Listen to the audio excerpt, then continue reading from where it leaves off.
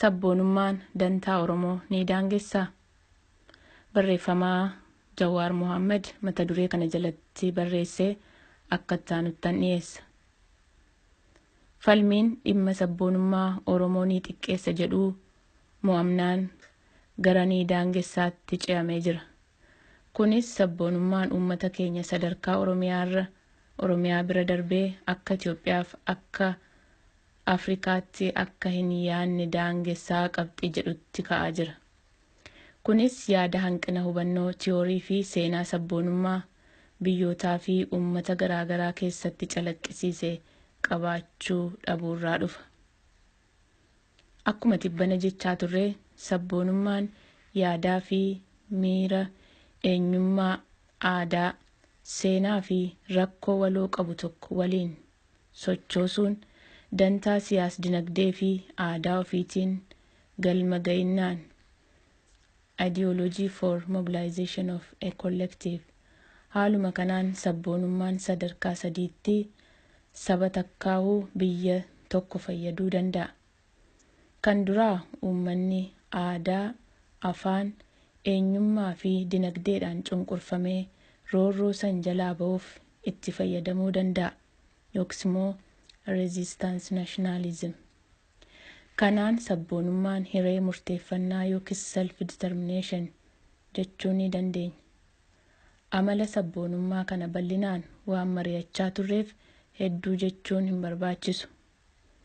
Kan lammaffaa sabni tokko erga bilisummaa gonfatee booddee tokkummaa eegsisuuf misoomatti uummata hamilchiisuuf diina ofirraa eeguuf kan kana fakkaataniif faayidaa guddaa kennuu danda'a. Kana jechuun sabboonummaan ideoloojii siyaasaa qabsoo yookiis immoo resistance nationalism qofa osoo hin taane siyaasa bulchiinsaa yookiis immoo governance politics keessatti madda hamilee fi miira uummataa sochoosu guddaa ta'e fayyaduu danda'a. Kan sadaffaa uummanni takkaahuu biyyi cunqursaa jalaa ba'ee walabummaa isaa gonfatee tokko dantaa siyaasaaf dinagdee isaa daangaa ofii bira ce'ee warra biraatti babal'ifachuu yoo barbaades sabboonummaatti fayyadamuu danda'a. Kanaan expansionist yookiis immoo imperialist nationalism jechuu dandeenya. Fakkeenyaaf biyyoonni Awurooppaa hedduun dura sabboonummaatti fayyadamanii erga of bilisoomsanii booddee yookaan warri duraanuu walabummaa qabu yeroo dantaa dinagdee isaanii gara Ameerikaa kibbaa, Afrikaa fi Eeshiyaatti babal'ifachuu barbaadan sabboonummaatti fayyadaman. Fakkeenyaaf loltuun biyyootaa san koloneeffatuuf ergan dantaa biyya abbaa keetii uummata keetiif wareegame jedhamee amansiifamee argamaa ture. Barsiisaanis ta'e bulchaan ergamus qaroomina biyya keetii addunyaa waliin ga'i jedhameeti.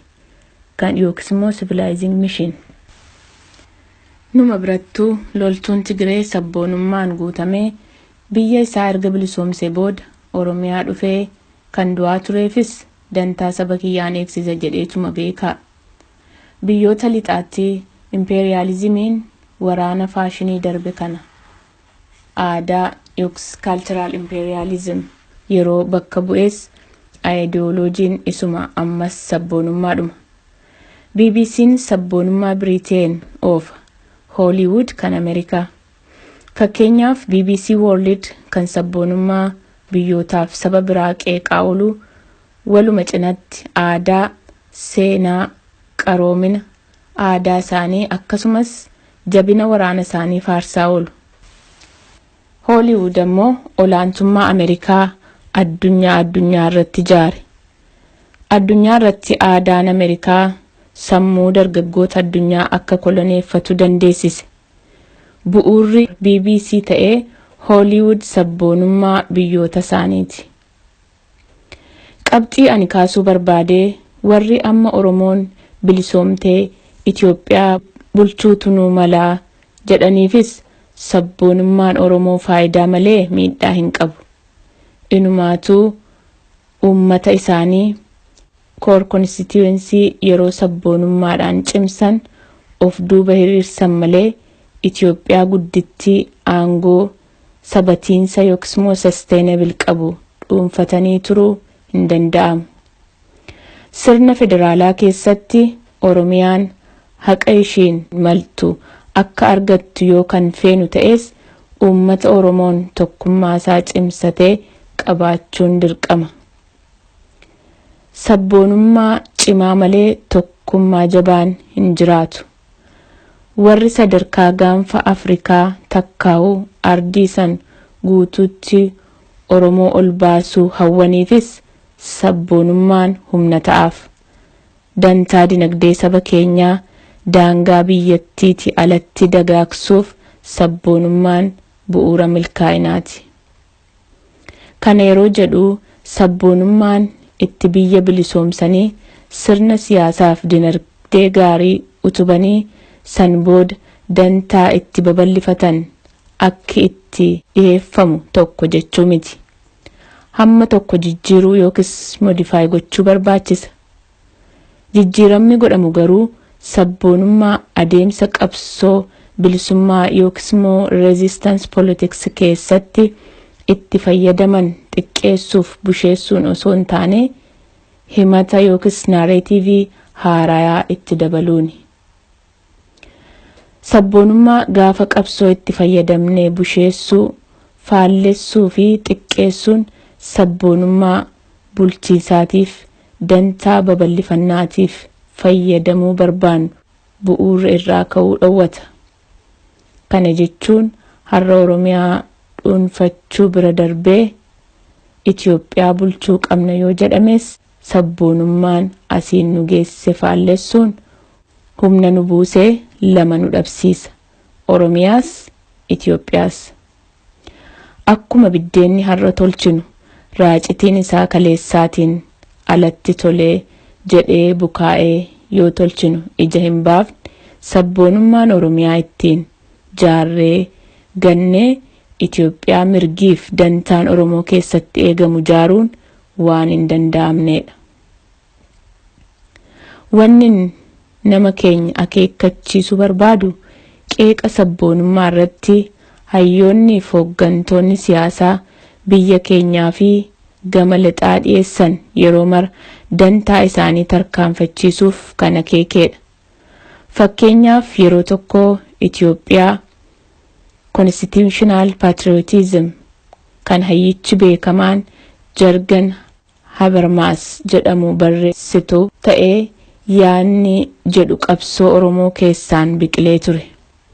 Yaanni sun fagoorra yoo laaltu nama hawwata.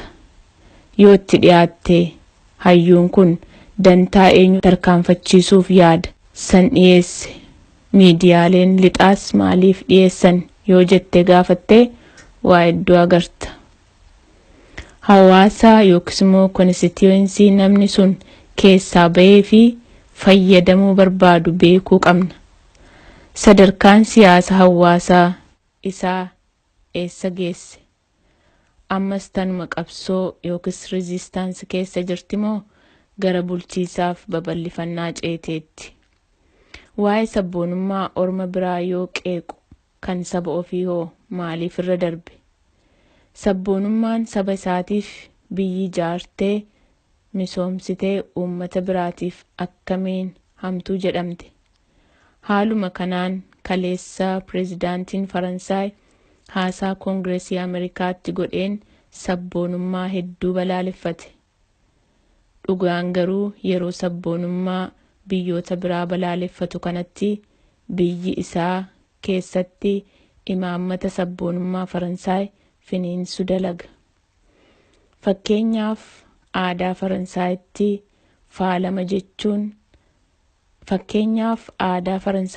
faalama jechuun aadaa fi amantiin baqattootaa akka cunqurfamuu fi kan Faransaay liqinfamuufis imaammata assimilation jedhamu hordofa.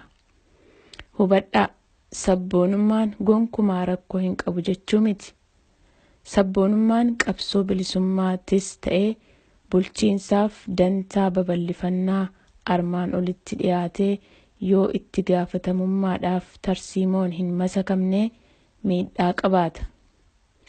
Saboota ollaatiin walitti bu'uu wal waraansa uumuu kan kana fakkaatan karaa saaquu mala. Kanammoo aayidiyooloojii hundaatu qaba.